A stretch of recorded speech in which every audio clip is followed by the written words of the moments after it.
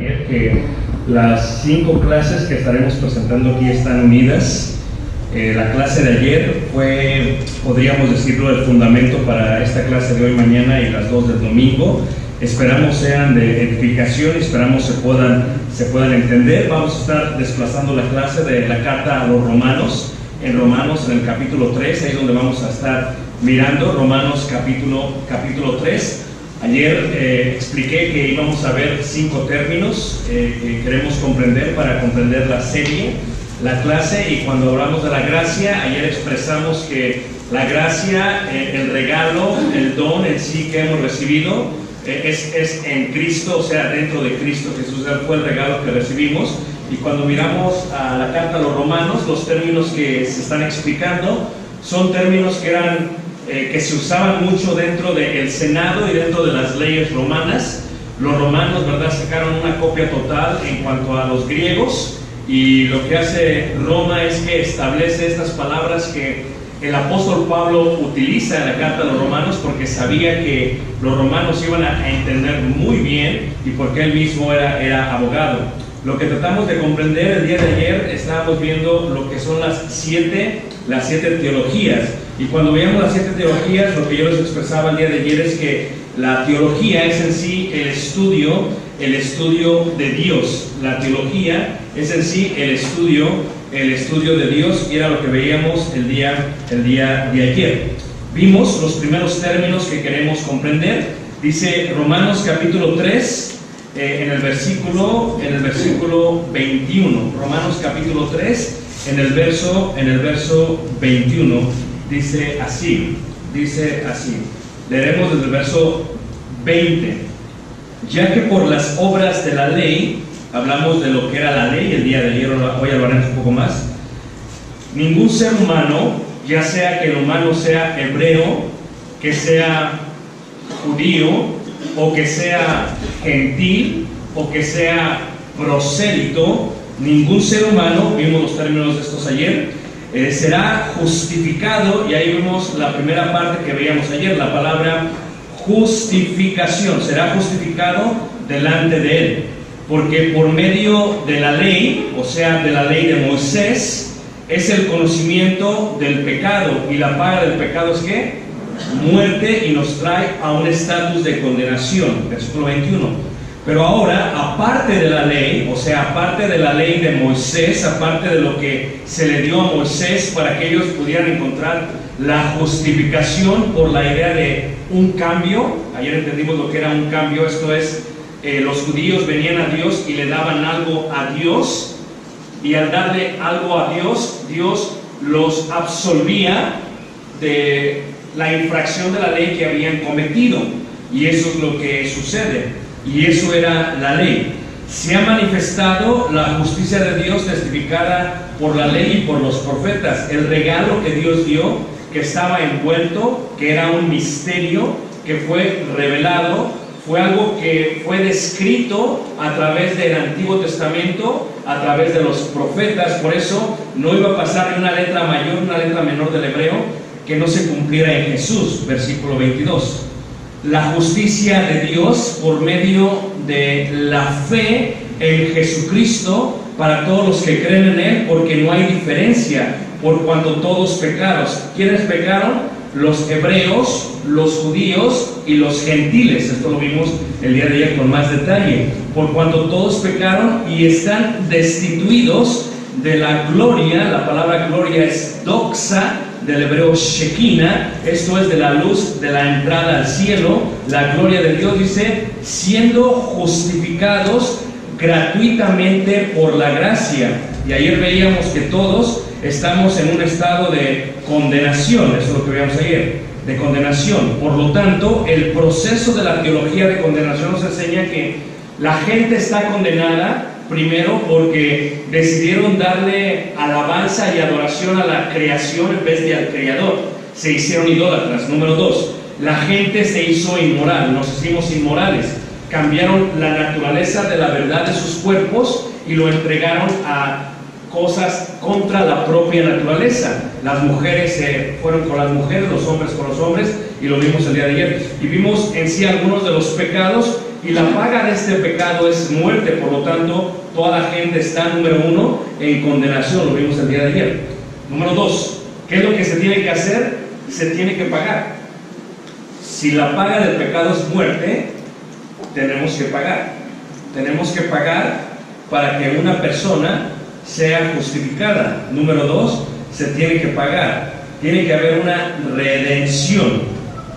La palabra redención, lo veremos en un momento, significa dar el pago por el rescate de la libertad de un ser humano. Dar el pago por el rescate de la libertad de un ser humano. Número 3, ¿qué es lo que produce eso? La redención o ese pago produce que alguien sea justificado. Y ayer hablamos que es incorrecto decir que una persona justificada es declarada inocente. Eso es incorrecto y no es bíblico. Hoy lo vamos a extender un poco más.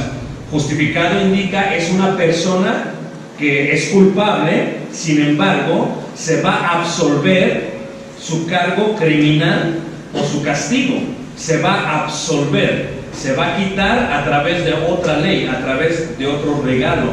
Y eso es lo que vimos el día de ayer. Por eso estamos viendo las teologías.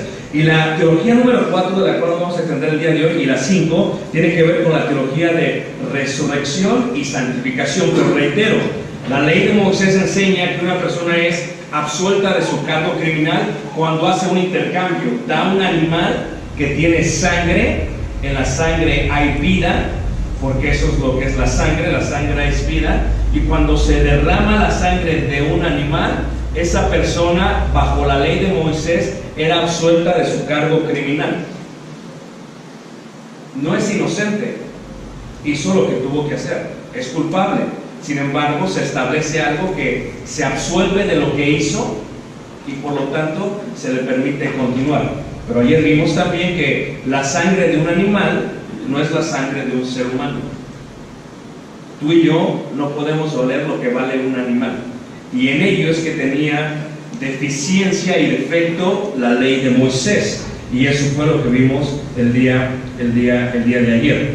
Pues hoy vamos a continuar precisamente con eso. Primero, los términos que vamos a ver son 5. La palabra justificación, que fue la que vimos el día de ayer. Justificación, que indica absolver de un cargo criminal o veredicto de culpabilidad. Todos hemos pecado, no hay justo ni aún uno. No importa si son hebreos, no importa si son judíos, no importa si son gentiles, no importa si son gentiles hechos al judaísmo o prosélitos, todos hemos pecado, todos estamos bajo condenación. Por lo tanto, ¿qué es la gracia?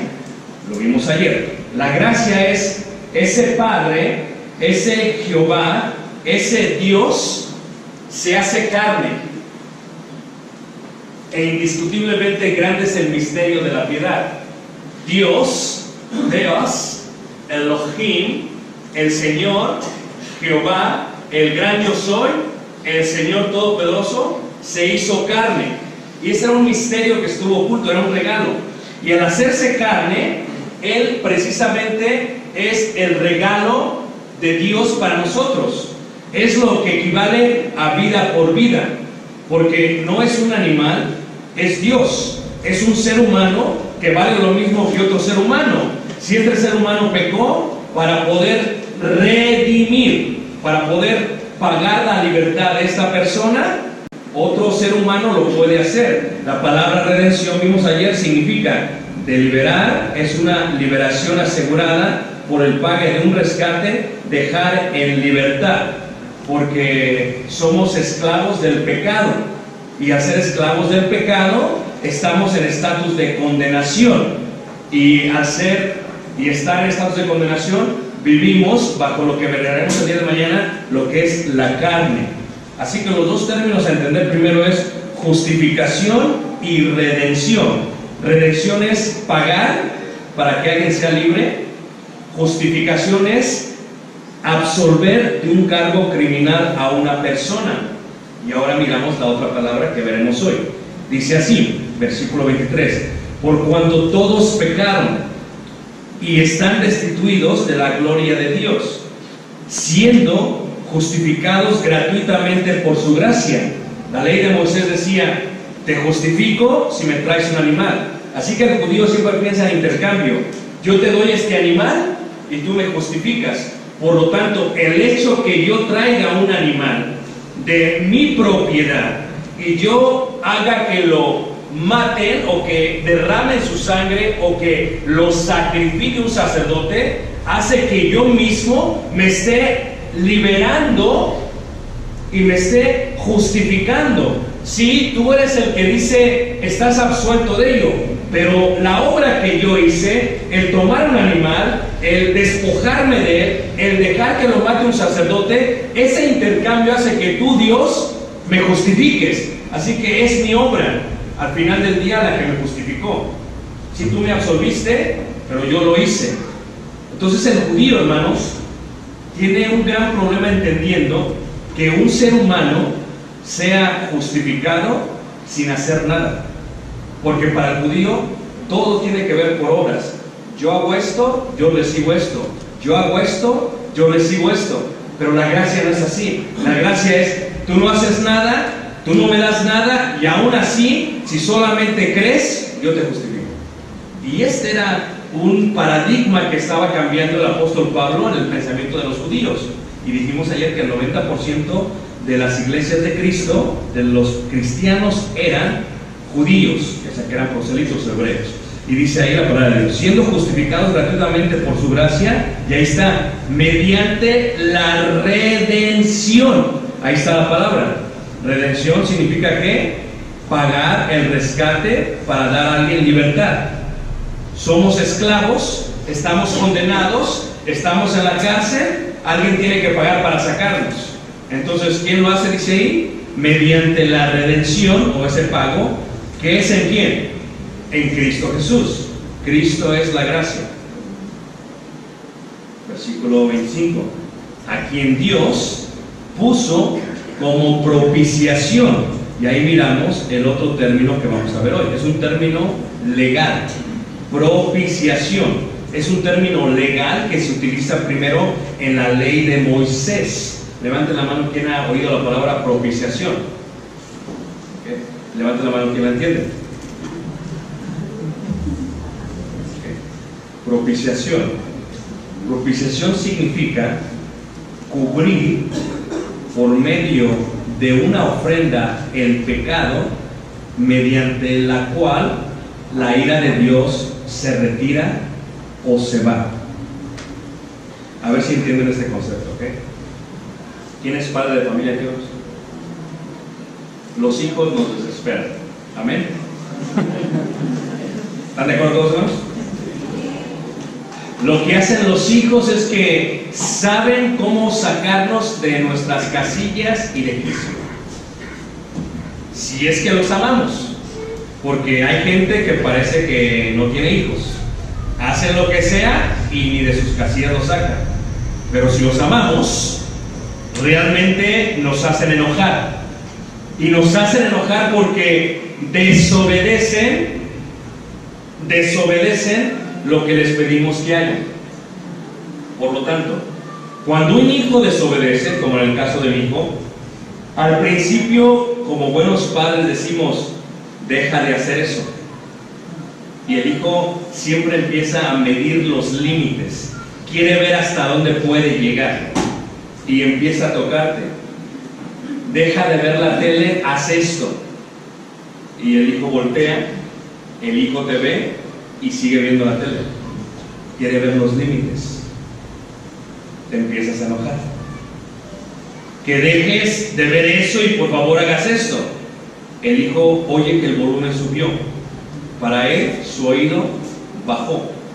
Voltea, te ve a los ojos y se vuelve a voltear. Y sigue viendo la tele. Porque es el final de la serie. No lo puede dejar de ver. Uno se molesta. Se llena de ira. Y está próximo a golpear al hijo. ¿Alguien le ha pasado? Y se acerca, y hay madres que se enojan de una manera especial. Hay madres que los jalan de los oídos. ¿Alguien lo jala de los oídos, hermanos? Hay madres más crueles que agarran las pocas colillas que tienen y te levantan. ¿A alguien le pasó eso, hermanos? Hay madres que pellizcan.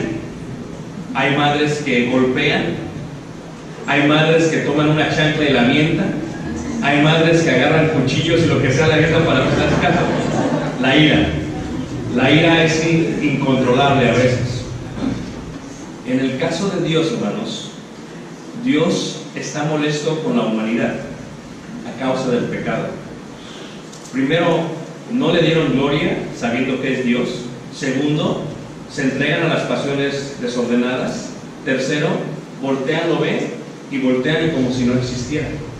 La pregunta que nos hacemos es: ¿podemos abusar de la gracia? La respuesta es depende. Todo depende de nosotros. O sea, depende de quién eres tú. Sí podemos, y otros decimos no podemos, porque todo tiene que ver con lo que tú crees, con la comprensión de la gracia. Cubrir con medio de una ofrenda al pecado indica que a veces yo le voy a pegar a mi hijo y mi esposa piensa que estoy siendo injusto, y mi esposa corre en medio y se pone enfrente de mí, de Caleb, y al hacer eso, hermanos, yo veo a mi esposa y como que se me baja el coraje, respiro. Y las mujeres tienen una forma de expresar, aún con la mirada, como que te hablan así, y dices, y como que te ves a calmar, y saben cómo hablarte, y saben cómo tocarte el brazo. Mi amor, papi, corazón, y tú te quedas como, okay. Y te empiezas a ¿qué? A calmar. Cuenta hasta 10, te dice, o hasta 100 o hasta 1000, con lo que sea necesario. Esa parte que entra es lo que significa propiciación. Dios está lleno de ira. Dios tiene que ser justo. Por lo tanto, su atributo de justicia dice: si tú pecaste, tienes que ¿qué? Que morir. Dios va a matar a la humanidad.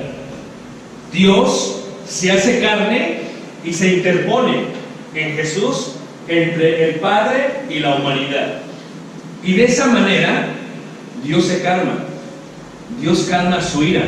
El salmista dice que Dios es tardo ¿para qué? Para la ira. Es grande y rico ¿en qué?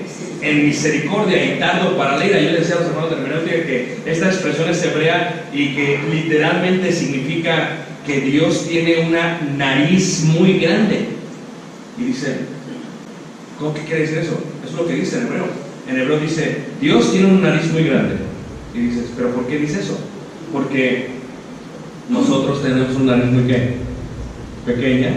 Y hay un comercial que dice, si te enojas, cuenta hasta ¿qué? Hasta 10. Dios ya hubiera destruido a la humanidad si no tuviera una nariz para respirar profundamente y calmar su ira.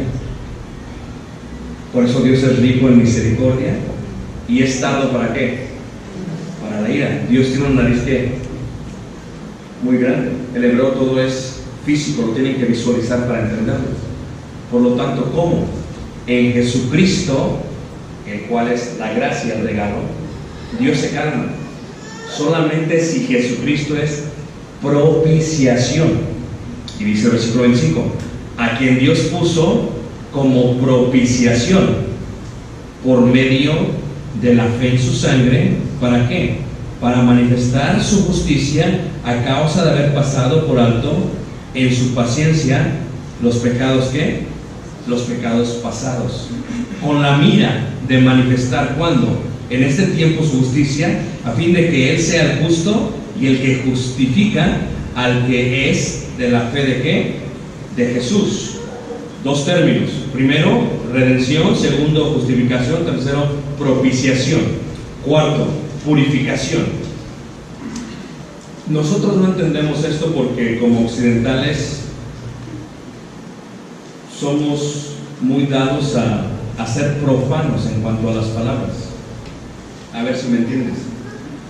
No es lo mismo bañar que lavar, que limpiar, que purificar. Levante la mano, ¿quiere entender lo que acabo de decir, hermanos? ¿Quién no me entendió? Para el judío no es lo mismo bañar que lavar, que limpiar, que purificar. Por lo tanto, la palabra que vamos a hablar es la palabra purificación, la cual se utiliza en el Antiguo Testamento y significa, es ceremonialmente estar limpio, y se usaba en el día de la expiación para purificación de los ¿qué?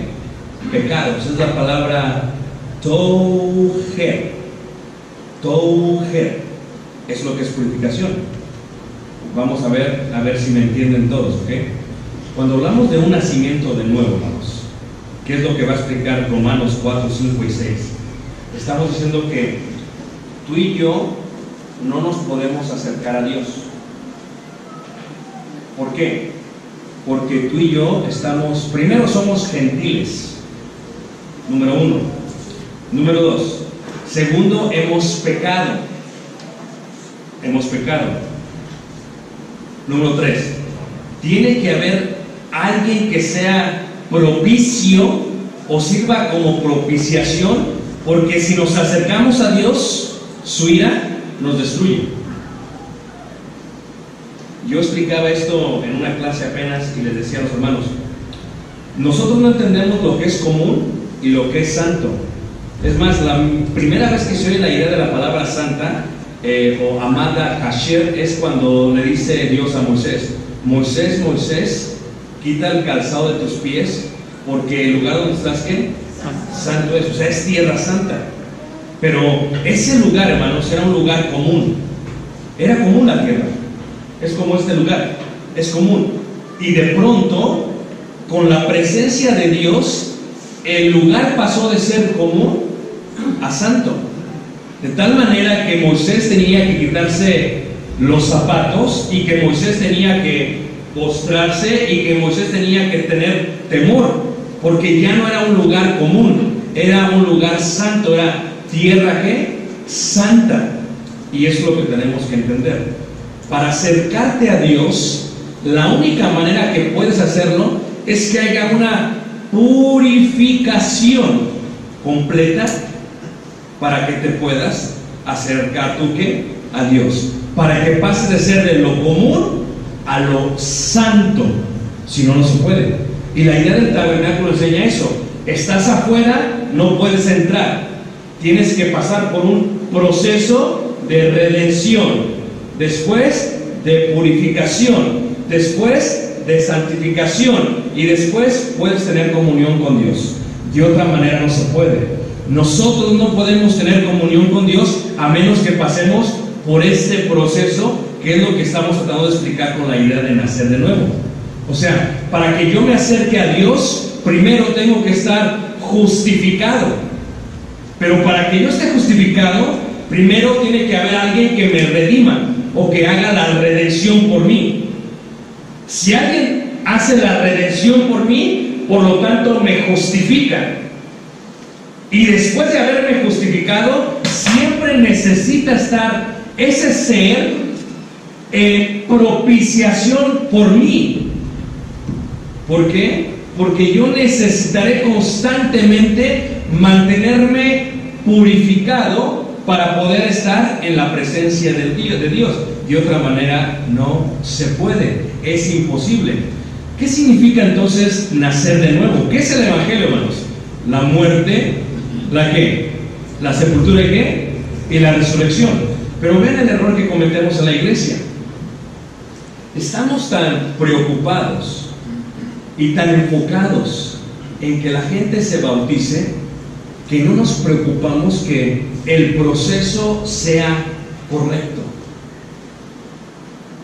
O sea, ¿es necesario que una persona confiese a Jesús? Totalmente. ¿Es necesario que una persona se arrepienta de lo que hizo? Totalmente. Es necesario. Sin arrepentimiento no hay conversión. Es lo que dijo Pedro, capítulo 3. O sea, arrepentíos y convertíos. La conversión es necesaria, pero ¿la conversión de qué? La conversión del estatus de condenación, del pecado en el cual estábamos. Tenemos que aprender a nacer de nuevo. Y para nacer de nuevo se requiere literalmente que pasemos por un proceso de purificación, donde se lava, donde se limpia y donde se purifica. Y entonces uno puede nacer de nuevo. De otra manera, ¿podemos abusar de la gracia? Sí. ¿Cómo? ¿Nunca se ha dado cuenta que una persona se bautiza y luego deja de ir a la iglesia? ¿Podemos abusar de la gracia? Sí. ¿Abusan de la gracia? Totalmente. ¿Nunca han visto cómo una persona se convierte y después de la prueba regresan a la condenación? Esto es algo que vemos constantemente. ¿Nunca se han dado cuenta cuando una persona se bautiza, pero vive una vida en secreto igual a la que vivía antes? Y no comprende como que el chip, como que el sistema operativo de su cerebro no comprendió que tuvo que haber muerto a lo que era. De tal manera que pasa una vida abusando, violando la gracia del Señor. Levanten la mano si alguien conoce a alguien así. Entonces la respuesta es: ¿podemos abusar de la gracia? Sí. Depende de quién eres y depende de la confesión a la cual que tengas. Hago una recapitulación en forma visual. Cuando un niño nace, está en vida. Vida es unidad con Dios, está unido con Dios. La paga del pecado es que llega a la juventud, Génesis 8:21, ese niño muere. Porque la paga del pecado, ¿qué? Está condenado. ¿Qué? Daré algunos ejemplos.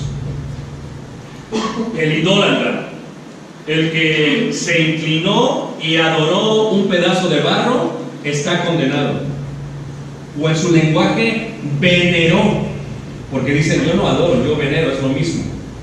El que le da honor a algo de imaginación humana, que no es la deidad ni la divinidad, ha pecado, por lo tanto está en condenación. El hombre que, aunque haya sido abusado de pequeño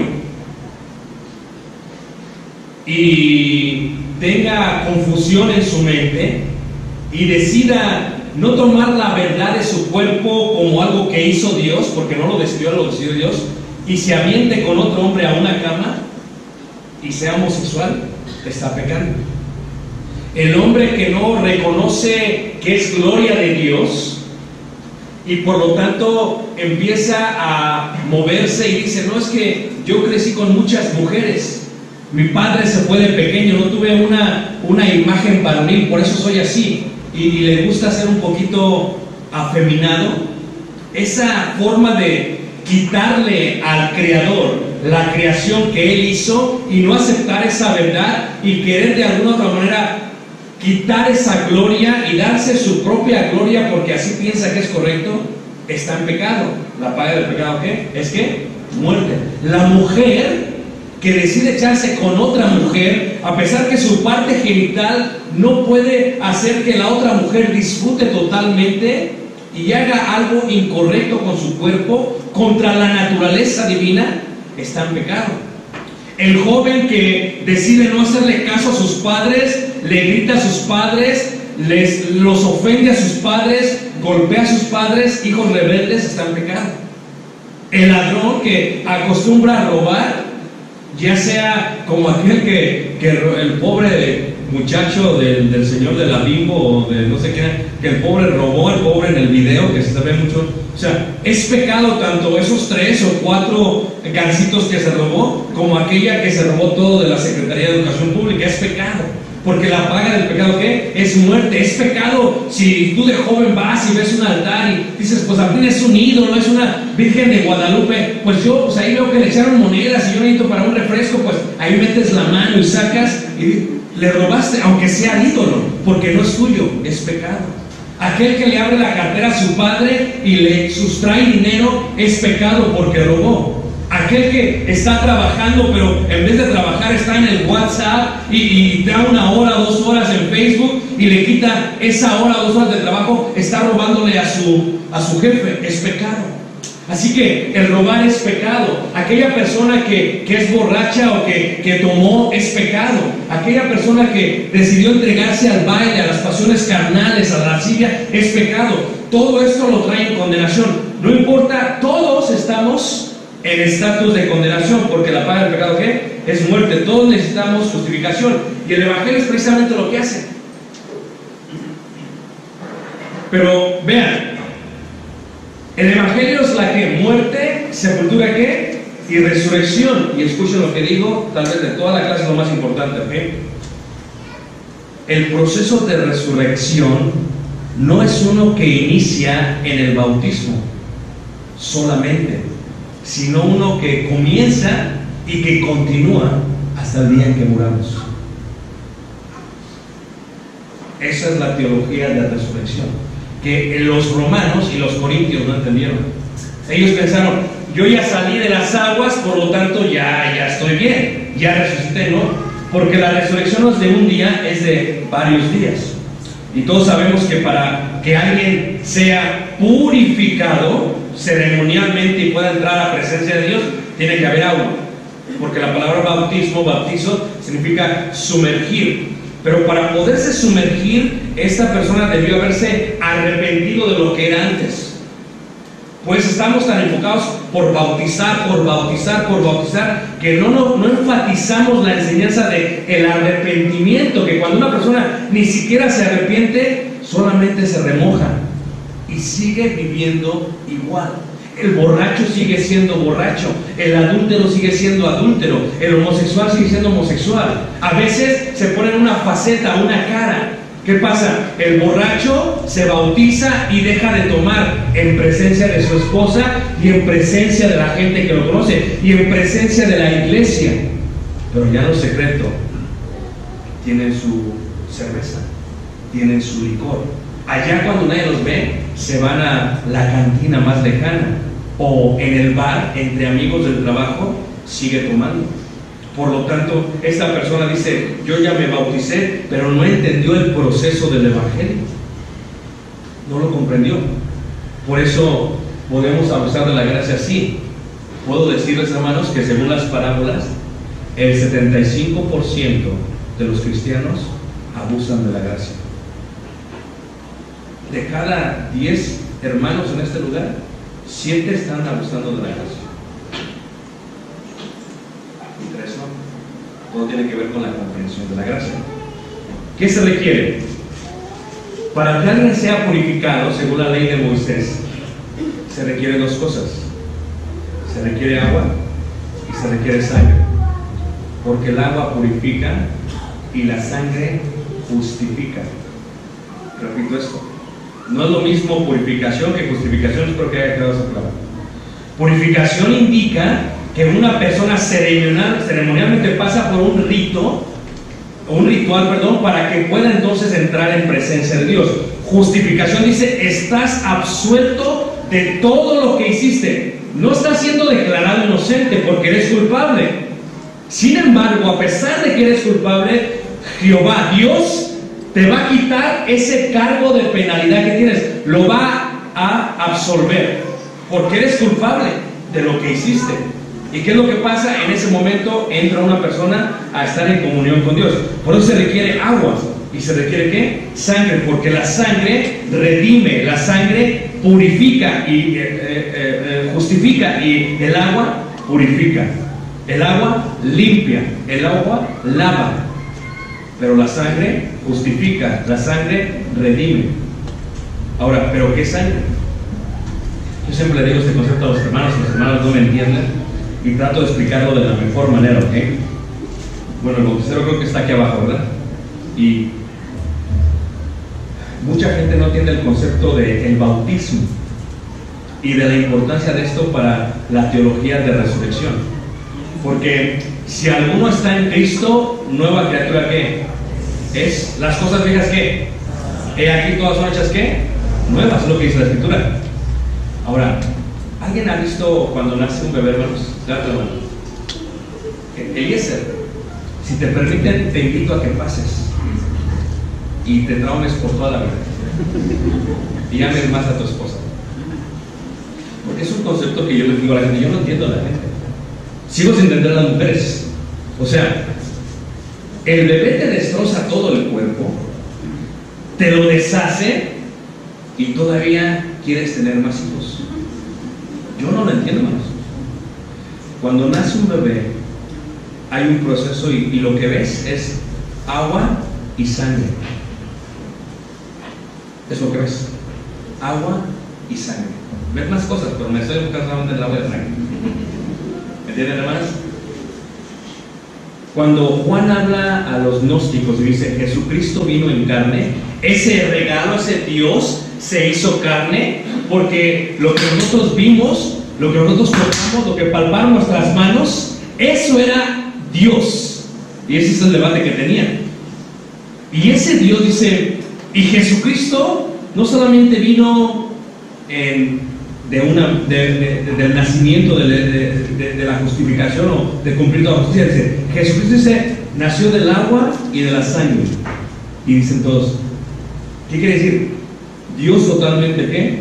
Humano. Es lo que está diciendo. Dios totalmente humano.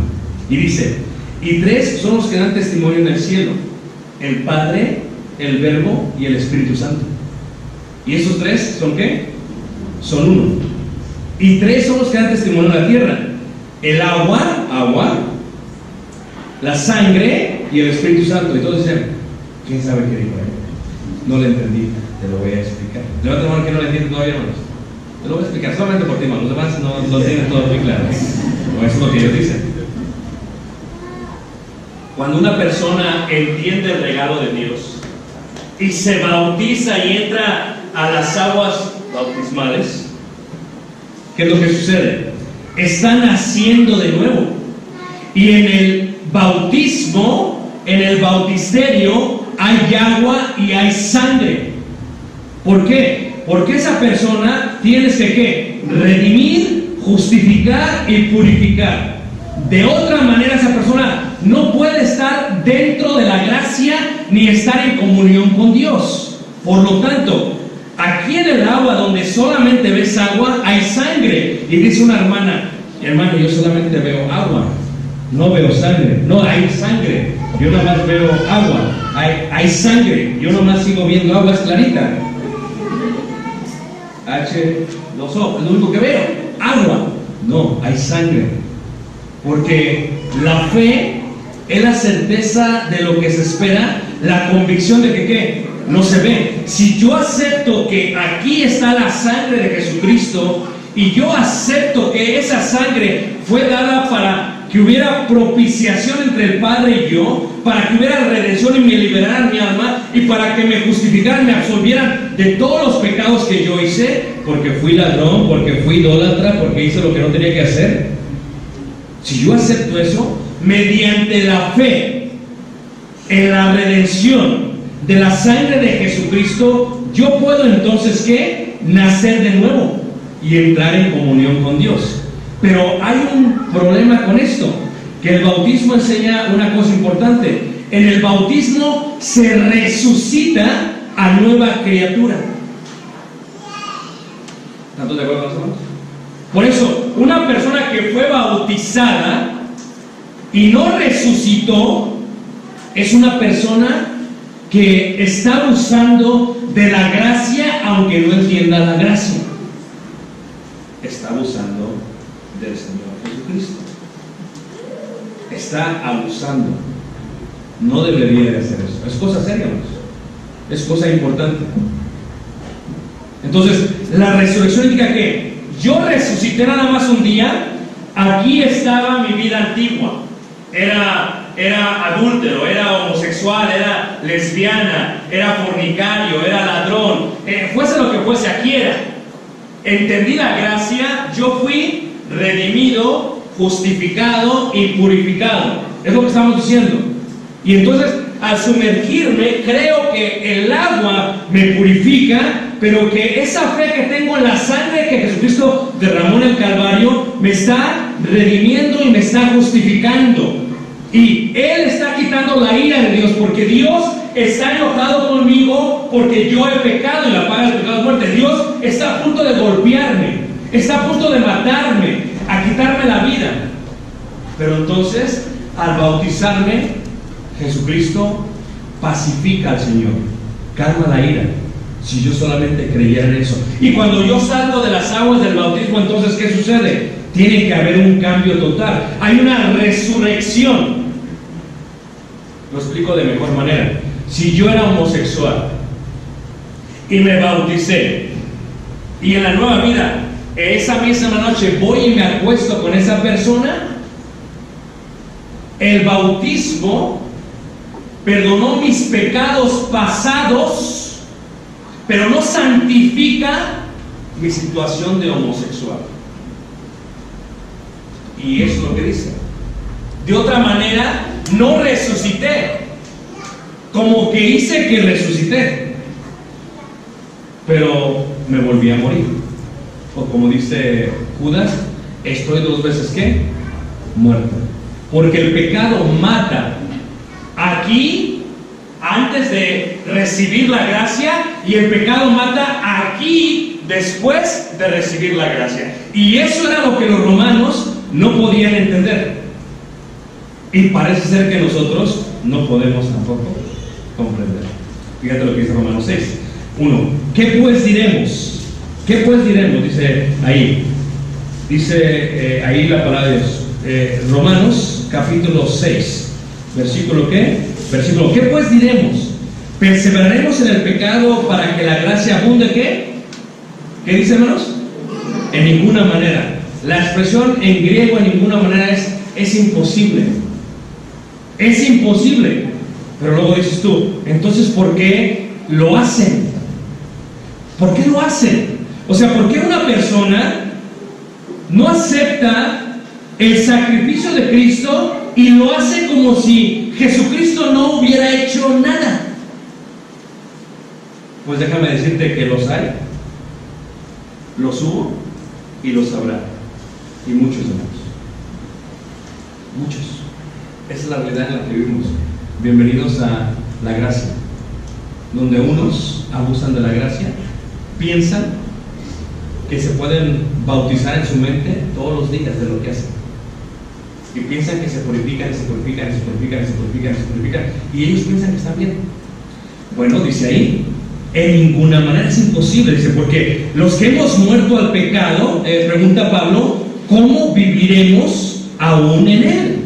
O sea, sí, a ver, cuando me presentan a mí siempre, yo soy del Distrito Federal, ¿ok? Soy del Distrito Federal, o Ciudad de México, es ahora, CDMX. Y me presentan siempre, donde quiera que me dicen, el hermano es de Ciudad de México, y siempre son las bromas, guarden las carteras, el hermano los va a atracar, los va a robar. Tenemos una mala reputación, ¿están de acuerdo todos? Pero el robar, hermanos, uno crece en esta sociedad corruptora, porque te corrompe y te enseña que robar es normal. Es normal robarte el wifi del vecino, está mal totalmente. Es normal colgarte de la luz, es normal. Todos roban, ¿por qué no voy a robar yo? Es normal, pero está mal. ¿Tanto de acuerdo, hermanos? Y la paga del pecado es ¿qué?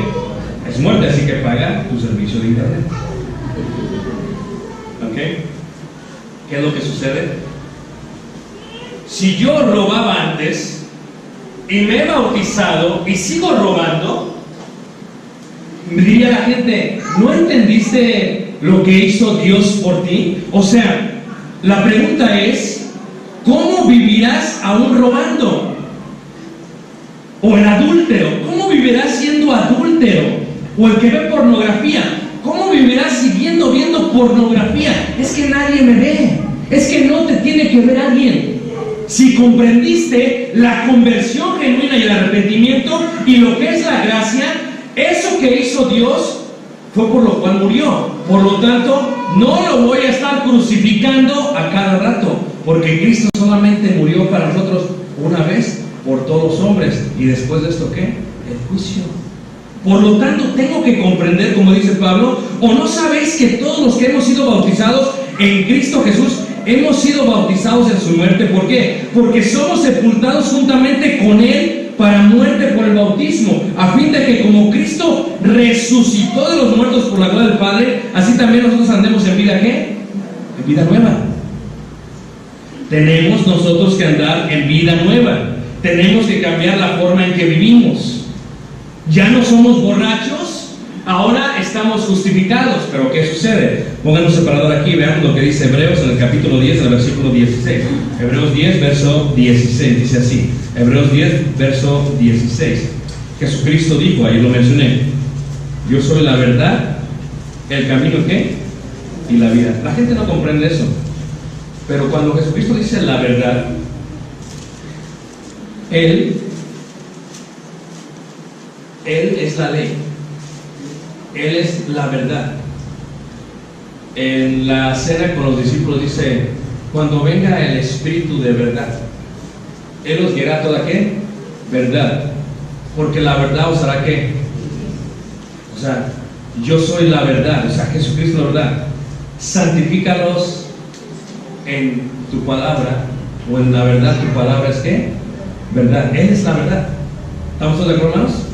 La mentira es el diablo y él es el padre de mentira. Él es mentiroso desde el principio, pero Jesucristo es la verdad. Por lo tanto, en Romanos 10, en el verso 26, trata de aclarar este concepto. Porque si pecáremos voluntariamente después de haber recibido el conocimiento de la verdad, o acerca de la verdad, dice Jesucristo cuando está orando al Padre en Juan capítulo 17, yo les he dado a conocer tu verdad. Y esta es la vida eterna, que te conozcan a quién, a ti. Al principio se habla de Jesucristo como la verdad, lleno de gracia y de qué, y de verdad. Por lo tanto, lo que dice aquí es, pero si pecáramos voluntariamente, hermanos, o sea, yo soy ladrón y soy de Ciudad de México, me he bautizado. Ahora, estando en vida nueva, la resurrección me dice que el ladrón deja de ser ¿qué? Ladrón. Es lo que dice la Escritura. Puedo abusar de la gracia totalmente. ¿Cómo? Si yo recibo el conocimiento de la verdad y peco voluntariamente, ya no queda más sacrificio por los pecados. Y dices, espérame, esto es muy serio. Eso es lo que está diciendo la palabra de Dios.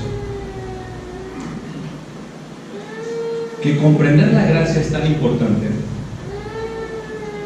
Fíjate qué descaro. Cristo, por gracia, nos da la redención, justificación, se pone en propiciación y a gracias a Él tenemos la purificación. Y todavía a pesar de ello, hermanos, no nos importa. Entonces dices, ¿cómo puede ser que una persona no le importe? Y dice, y peque voluntariamente, versículo 27, sino una horrenda expectación de juicio y de hervor de fuego que ha de devorar a quienes, a los adversarios. Versículo 28, el que viola la ley de Moisés por el testimonio de 2 o 3 testigos muere irremisiblemente. Versículo 29 dice, ¿cuánto mayor castigo pensáis que merecerá el que pisoteare al Hijo de Dios y tuviere por inmunda la sangre de qué?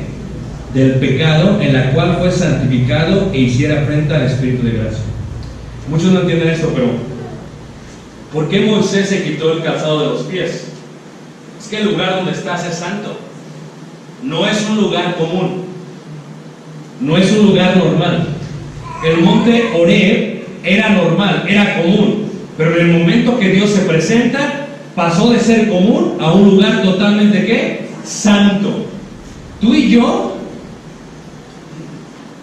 éramos basura, estábamos secos, éramos un desierto, pero en el momento en que Dios mora en nosotros, pasamos de ser un lugar común a un lugar santo, porque somos templo del Espíritu de ¿quién? De Dios. Por lo tanto, si Jesucristo murió y cuando Él muere, con esa muerte derrama sangre y revive mi libertad, mi vida, y me justifica aunque sea un gran culpable, y permite que yo me purifique, la teología de la resurrección te indica que yo voy a vivir en resurrección, no solamente el día que me bauticé, sino el resto de mis días. Eso es lo que dice, porque si yo resucito y me regreso al lugar donde estoy, es mucho más grande el castigo. Es lo que dice Pedro. El postrer estado del hombre es peor que ¿qué? O sea, yo estaba aquí y ya estaba condenado, pero yo paso a estar acá y me regreso, hermanos, es peor que el primero. ¿Podemos abusar de la gracia? Todo depende de quién estemos hablando. O sea, ¿cómo es posible que una persona que recibe la gracia de Dios y tiene una oportunidad de adulterar, cómo es posible que se le olvide lo que hizo Jesús? Hay una expresión hebrea, hermanos, que habla acerca de pisotear. No la entendemos nosotros por qué, pero pisotear, hermanos, casi no lo hacemos nosotros. Pero pisotear, hermanos, una cosa es pisar. Uno pisa, eso es pisar. Pero pisotear es poner tu pie abajo y hacer esto, y hacerlo con maña, como dicen. Eso es pisotear. Una cosa es pisar la sangre de Jesús cuando no lo conocíamos.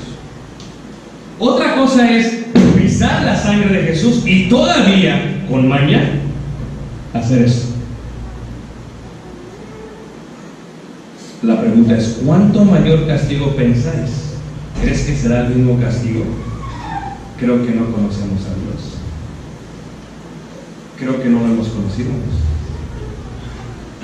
¿Cuánto mayor castigo pensáis que merecerá el que pisoteare al Hijo de Dios y tuviere por inmunda? O sea, ¿qué acaso la sangre de Jesús es la sangre de un macho cabrío? ¿O la sangre de Jesús es la sangre de un borrego, vamos? No, es más, la sangre de Jesús es la sangre de un ser humano que nació de agua y de sangre, pero de un ser humano que no merecía morir, porque no había ¿qué? Pecado. Por lo tanto, ¿podemos abusar de la gracia? Sí. ¿Abusaron de la gracia hoy muchos? Sí. ¿Abusarán muchos de la gracia mañana? Sí. ¿Vivirán muchos en la iglesia pensando que pueden engañar a todos, pero Dios no puede ser ¿qué? Por un lado. Todo lo que el hombre sembrare, eso también ¿qué?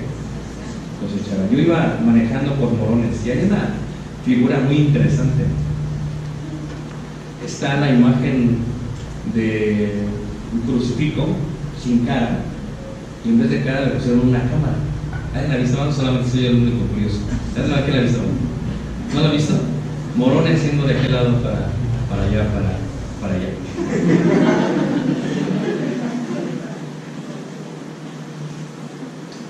Hermanos, cuando nosotros no entendemos la idea de resucitar,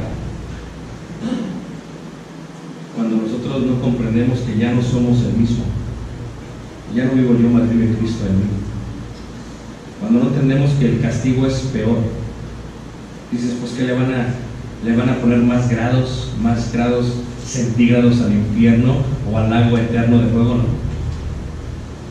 es que no entendemos, hermanos. El castigo es mayor, porque no solamente nos estamos bofando de Dios, nos estamos burlando de Dios y estamos pisando su sangre. Entonces entendemos que la resurrección no es una que inicia solamente en el bautismo, sino que se tiene que trabajar todos los días en ello.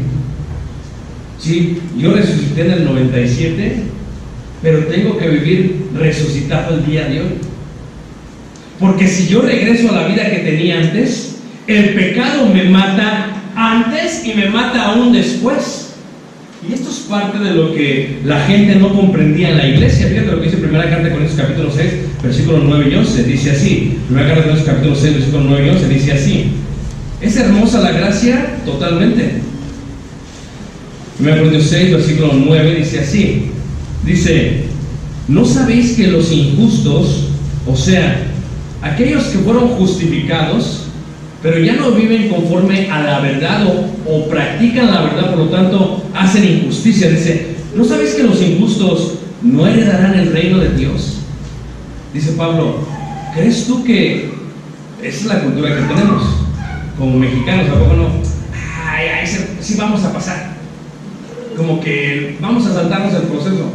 Hermanos, Dios no dará por inocente a quién, hermanos, al culpable.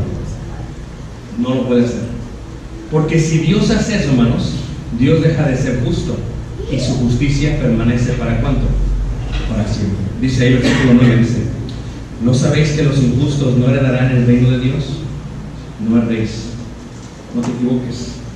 Dice ahí la palabra de Dios, dice, ni los fornicarios. O sea, si tú te has acostado con alguien que no es tu esposo antes del matrimonio y eres cristiano, tienes un gran problema. Dices, nadie me vio. Pues los ojos de Dios pueden verlo todo en todo momento. No es que nadie lo grabó, pues la capacidad de Dios es tan eterna que ha grabado cada segundo de nuestra acción y sobre todo de nuestra intención. Dice, ni los fornicarios, ni los ¿qué? Ni los idólatras. O sea, aquellos que no hemos hecho lo de Gedeón y hemos ido a casa y hemos destruido los ídolos, vivimos todavía de ídolos, de idólatras. Es lo que está diciendo, dice, ni los afeminados, ni los que se echan con quienes, con varones, ni los ladrones, ni los avaros, ni los borrachos, ni los maldicientes, ni los estafadores heredarán el reino de ¿qué? De Dios. Versículo 11. Y esto erais. ¿Cuándo? Antes de la resurrección. Yo era antes de, esto era, y dice, mas ya habéis sido ¿qué? Lavados. Ya habéis sido santificados. Ya habéis sido justificados en el nombre del Señor Jesús y por el Espíritu de ¿qué? De nuestro Dios. Y entonces encontramos esto. ¿Podemos abusar de la gracia, hermanos? Sí. Muchos abusan de la gracia, tristemente sí. Pero Dios no puede ser burlado. Por eso no hay que enfocarnos. El bautismo es necesario para la salvación, pero no solamente hay que enfocarnos en el bautismo, hermanos, sino en la conversión de esa persona. Porque ¿cuántas veces no se bautiza pero no se convierte? ¿Cuántas veces no se remoja, no se baña pero no se purifica? ¿Cuántas veces no se mete al agua, hermanos, pero sale viviendo igual, hermanos? Y ese es el concepto de resurrección, de la palabra anastasia. Resurrección indica que una persona va a dejar de ser como era. Perseveraremos en el pecado para que la gracia abunde, dice Pablo. No es posible. Por lo tanto, llega una pregunta. Como que la gracia tiene límites. ¿Tendrá límites la gracia de Dios? Sí. No tiene límites acá. Ningún límite, no importa lo que hayas hecho. Aquí la gracia de Dios es infinita. Pero acá, hermanos, como que hay límites. Y lo está diciendo Pablo. Porque si perseveramos en el pecado para que no se puede. Es imposible. Tenemos que actualizar el sistema operativo. Tenemos que cambiar nuestra forma de pensar. Hermanos, yo no sé lo que tú vives en lo secreto. Tú no sabes lo que yo vivo en lo secreto. Pero Dios sabe. De nada sirve que vayamos a un edificio y nos sentemos en una banca y seamos activos barriendo y haciendo la comida si nuestra vida no ha cambiado. Porque al final lo que Dios quiere no es gente que barra y gente que se reúna, es gente que cambie totalmente su manera de vivir. Eso es lo que Dios espera de nosotros. Y por eso Cristo murió. ¿Cómo se sentirá Jesús cuando alguien abusa de su gracia? ¿Ves la paciencia de Dios? Podría fulminarnos, hermanos, en segundos. Pero como dice, soy paciente para con qué, para con todos. Si nunca habías visto esta enseñanza de una manera clara, te lo expongo. Hermanos, con Dios no se juega. Con Dios tenemos que quitarnos los zapatos. Con Dios tenemos que reconocer que ya no somos comunes. Y con Cristo tenemos que cambiar. Porque si no hay cambio, hermanos,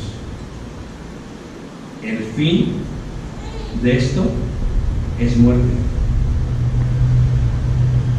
¿Podemos abusar de la gracia? Totalmente. Pero también, hermanos, podemos reconocer que la gracia no es para abusar, sino que la gracia es para agradecer. Y es donde cambia el concepto. No vivimos la vida teniendo temor del infierno. Vivimos la vida agradeciendo a aquel que nos liberó del infierno. No vivimos la vida reuniéndonos para no irnos al infierno. Vivimos la vida reuniéndonos porque sabemos que de esa manera podemos perseverar, permanecer en la gracia. Es lo que le dijo Pablo: esfuérzate en la gracia, como si una persona se pueda esforzar en la gracia.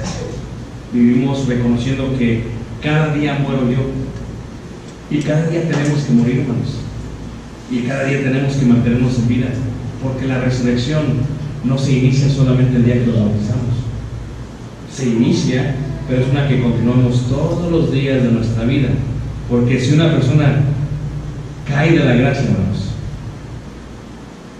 y hay unos que caen, hermanos, pero hay otros que pisotean. Dice Pablo, dice el Espíritu Santo, ¿qué castigo merecerá? ¿Crees que será mayor? La pregunta nos hace reflexionar, y la respuesta es totalmente. Esta noche, hermanos, lo que yo creo que estamos tratando de explicar por parte de Dios, el consejo de Dios, es: ya no vivamos nosotros como vivíamos antes. Solamente Dios sabe lo que has hecho en lo secreto. Es tiempo de cambiar. Pablo dice: si oyeres hoy su voz, no endurezcáis vuestro ¿qué? Corazón. A veces el corazón, hermanos, es como esto, está engrosado, hermanos. Aquellos que trabajan en carnicería saben de lo que estoy hablando. Quitarle la grasa a la carne tiene su chiste. Pues a veces nuestro corazón, hermanos, tiene tanta grasa, hermanos, que ya no escuchamos lo que Dios nos está haciendo. Y cuando Pablo dice eso, no lo dice a los incrédulos, lo dice a los creyentes. Porque la salvación, hermanos, no es una solamente que recibimos el día que nos convertimos, es una que recibimos todos los días si perseveramos. Y cuando entiendes este concepto te das cuenta, hermanos, que la gracia es abundante si permaneces en ella, pero que la gracia tiene límites. Así lo explicó Pablo en Romanos 6. Porque los que viven conforme al Espíritu recibirán vida eterna, pero los que viven conforme a la carne, o los que andan en la carne, tendrán muerte. Porque la muerte es antes y la muerte es después. Y mi invitación esta noche para ti es esta: ¿estás viviendo mal? Hoy es día de salvación. ¿Te da pena pasar al frente? No lo haces por nosotros, lo haces por Dios. Hoy te tienes que poner bien con Dios. ¿Has abusado de la gracia? Hoy puedes decirle a Jesucristo: necesito que estés entre el Padre y mí, porque he estado viviendo días de ira por parte de Dios. Hoy es día de salvación. ¿Tú nos visitas el día de hoy? El Evangelio es sencillo. ¿Crees que Jesucristo es el Hijo de Dios? ¿Crees que su sangre te absuelve de toda culpa y todo cargo criminal? ¿Por qué no confesarlo? ¿Por qué no dejar de vivir como vives? ¿Qué es lo que te puso en ese estatus? ¿Y por qué no bautizarte para ser justificado? Te quiero invitar a Dios. Hermanos, vivamos pues una vida llena de gracia y de bondad, como la vivió Jesucristo, llena de gracia y de verdad. Permanezcamos en Él, no en apariencias, sino en forma genuina, no porque la gente lo vea, sino porque muy dentro de nosotros lo entendemos. Y entonces, hermanos, en aquel día miraremos totalmente la expansión eterna de la gracia y viviremos totalmente agradecidos con Él. Vamos a ponernos de pie y cantar un himno. Te invito. ¿Quieres tú ser parte